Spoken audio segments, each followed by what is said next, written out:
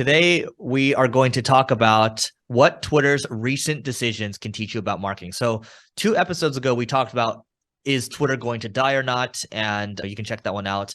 But there's a couple things that have happened, and maybe Neil, you can add some stuff that I might have missed. But high level, there's 2 things that seem that are newsworthy to me. And keep in mind, this is being recorded earlier in Q1. So one is Elon from Twitter has gone ahead and banned a lot of the third-party apps. So some tools that I used to use, like 𝗔𝗕𝗢𝗨𝗧, and he's banned like third-party developers, third-party apps. Maybe you can commingle them, but they are gone now, right? And then not only that, I believe they're doing a 250K match, meaning that if you spend 250K on Twitter, they're going to match 250K in spend. So you're basically getting your ad costs cut in half, in essence. So these are 2 things that are going on right now, and we want to talk about what these decisions. Or you're getting double the amount of impressions for the same dollar spent. Yeah, it's not necessarily cut. Clicks. Yep. So what Twitter's recent decisions can teach you about marketing? What do we think? You got to adapt to the people who are giving you money. Elon made a lot of choices. Some of them were bold. I'm not saying they're wrong or right. That's for everyone else to decide on who to let back in, whether it's Trump or some other people. I think someone who was a Nazi, I could be wrong on this. You're probably right. You're probably right. And there were some other people. And again, I could be wrong on exactly who was let back in. I don't follow some of these people. And it caused a lot of advertisers to stop. As we mentioned in the previous, not the last episode, but the one before, Twitter ad spend went down 46%. That's massive. So what do they need to do? They need to adapt to what companies are okay with. See, we're in a day and age where people have to be aware of what's happening globally, not just from a financial standpoint, but also from an ethics standpoint, from also a culture standpoint. Like all these other things are important. Back in the day when women worked in the workforce, a lot of them would get harassed, and that was normal, and that's not okay. And times have changed. That it should have never been allowed in the first place years and years ago, but people are now speaking up. People are also speaking out about their opinions on what Elon's doing, and that can cause a lot of companies to pull out. If you're a big corporation, you're already making billions and billions of dollars. Do you really care if something drives the extra $1 million or $2 million in revenue if you don't believe in what they're doing? No, you're going to disassociate your brand because it could end up hurting you in the long run.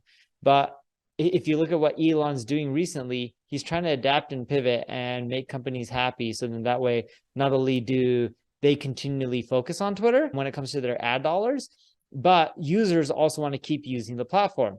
And here's what's funny. When Elon first acquired Twitter and made some changes, there was a lot of people who ended up saying, hey, I'm going away from Twitter. I'm not using it anymore. I'll tweet, but I'm not going to respond. And if you want anything more from me, you're going to have to end up following me on Mastodon, I think is what it's called. I haven't used Mastodon. Mastodon. And I bet you fast forward a few months, no one's going to be talking about Mastodon or jumping ship to it. Twitter already has an audience. It's already a good product. The user interface is better than Mastodon. I checked it out at least, even though I didn't sign up. And it's why? Because Twitter's going to adapt to make sure people are happy and make sure that the business in the long run is there for good.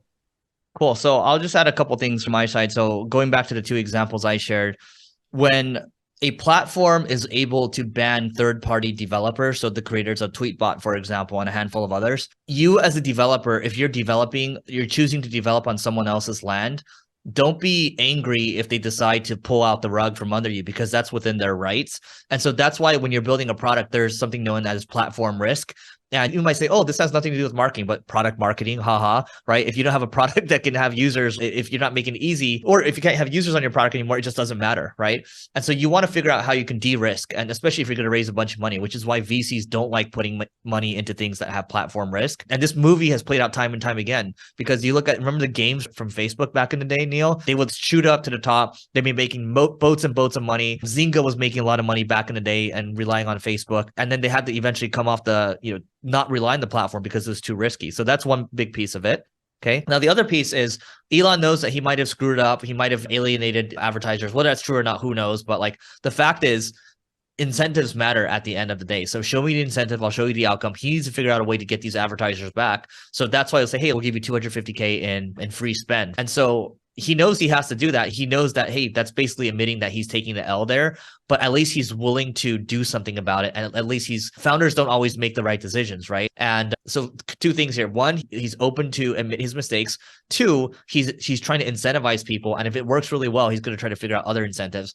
And then the final thing I'll say from my side is, 2 episodes ago, we talked about the product changes. I think we're going to see more product changes coming. It's going to be more creator friendly. I think we're going to see more people using Twitter in the long term. And Elon, I believe, is the most followed person, if not one of the second most followed person on Twitter. And so he's one of the greatest marketers himself, right? So I believe he's going to continue to drive adoption. And I do believe that Twitter's, again, become more, it's for better or worse, it's become more entertaining with him pushing harder. Anything else, Neil?